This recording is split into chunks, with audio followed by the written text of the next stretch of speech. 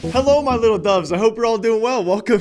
Okay, I couldn't say that straight. Hello, everyone. I hope you're all doing well. I'm still thinking, other YouTubers do nicknames. Maybe like I'll call you guys like my giraffes or like my home. I don't know. We'll think about it in the future. Hope you guys are all doing well. Hope you had a great weekend because welcome back to the Monday CSGO News episode. We're going to break down the two big events that happened this past weekend, that being Charleroi, that being Blast Pro Miami, and they were complete opposite of events. If you guys watched CS this past weekend, if you guys didn't, it does not matter. We're going to spoil it for you today, and let me tell you, this weekend was amazing. It was incredible. I should have tweeted more about this kind of stuff, so let's break it down. First of all, I think the lesser of the two events, I would say, in terms of superiority and of course viewership wise, that being Charleroi. We saw our two best French teams, G2 and Vitality. LDLC was also there with their brand new lineup. We also saw Gamer Legion, that screaming existence, their team, that was their first kind of open performance at a larger event as well, and I guess Virtus Pro was there too. But sadly, it was Charleroi, which became known right away, a Belgium event by the way,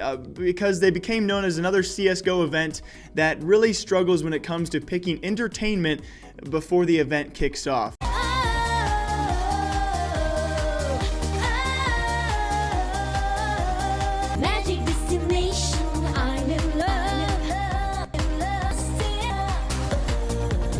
Désolée, je suis désolée, mais j'ai un problème dans les oreillettes.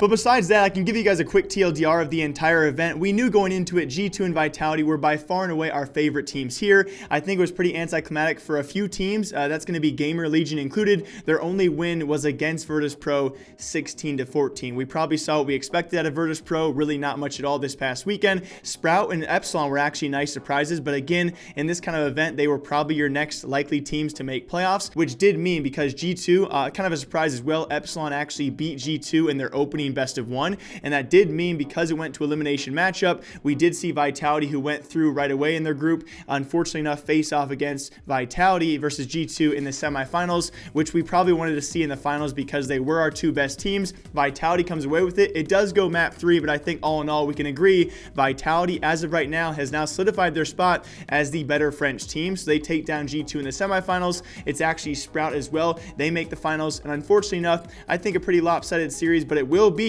Sprout making a grand final as well, but it's going to be Vitality taking home another title themselves, and that's going to be the Charleroi title. Not really too much to take away here, to be honest. I guess we can make some bold statements, right? There is no surprise that Vitality and G2 were both in the top 3. I think Epsilon made a pretty solid showing. Given the teams that were there, though, I'm not going to take too much away, but Sprout themselves, a German team who I have not talked about in quite some time, and it's a small event, okay? I'm really excited because their roster is also semi-new, but with this being an all-German roster and with the struggles of Big Clan as well, yeah, maybe the distance between those two teams is now shrinking finally, but either way, I think a great event as well, solidified our best French team.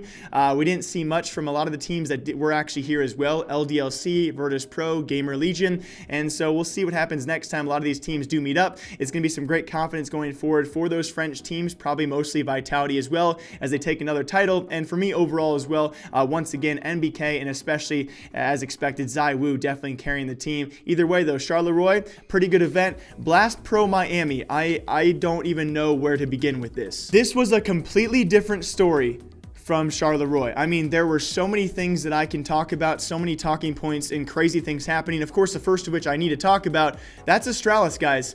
They don't take a Blast Pro title. They don't take their first title, well, at least not even a grand final appearance in quite some time as well. We actually have Liquid making the grand finals. We'll talk about the classic Liquid here in a second, but Astralis, they actually lose 3 of their best of ones, 3 of their 5 best of ones, and their 2 wins were their opening best of ones where they looked, fairly dominant, fairly decisive, and then they got rolled 16-2 MIBR, a close matchup against Liquid, as expected 16-14, and then FaZe Clan also rolled them 16-5. I don't really know what to say about this. Again, likely event as well because, it's Blast Pro, right? Best of one. So if there's any event where Astralis is going to lose, it likely would have been this event. And therefore, luckily enough, we really can't take too much away from this. But nonetheless, with that being said, certainly a surprise and also more of a surprise, although it depends where you look at it from. Cloud9, they go 0-5, notoriously known as a pretty good best of one team. But that being said, majority of the roster is, of course, very new. This being their brand new appearance as well with Vice under the roster alongside Cajun, so it's pretty expected they are not going to show up very well. And a lot of those series actually were, I think 2 of them at least, were 16-14, 16-13. So some close best of ones, but Cloud9 finished at the very bottom. They go 0-5. MIBR in the middle of the pack, so not really too much to talk about if I'm being honest when it comes to Brazilians for now. But it's FaZe and Liquid. Liquid doing Liquid things. You know, again, a very consistent team out there, our best North American team, and they make yet another grand final. And that's after going 5-0 in group stage as well. But why I'm talking like you know, like I'm kind of angry, but like the disappointed father, they lose again in the grand final. It's almost at this point, how do we not call this a curse? There's some sort of hump when it comes to Liquid in grand finals. Apparently, no matter who they play now, getting over that hump and actually taking the title, whether Astralis is there with them or not, Liquid lose the grand final yet again. And I would say a fairly one-sided series, although one map was a bit closer, but still FaZe on another level this time around, guys. And yes, they take their first title in quite some time. And I would say a very important title, even though, like I said before, we don't take too much away from the best of ones. FaZe has the past 2 events not done very well whatsoever, and this was definitely going to be, you know, this event or the next event going to be a turning point where they wanted to keep Adren in the roster. And even more importantly, if you guys are Adren fans in this FaZe Clan team, I think he had a fairly good showing this event as well. Nico doing Nico things, and we'll see who takes up the IGL reigns, especially now because before the event, it was actually Nico saying, hey, I'll give away the IGL reigns when we figure out a new plan,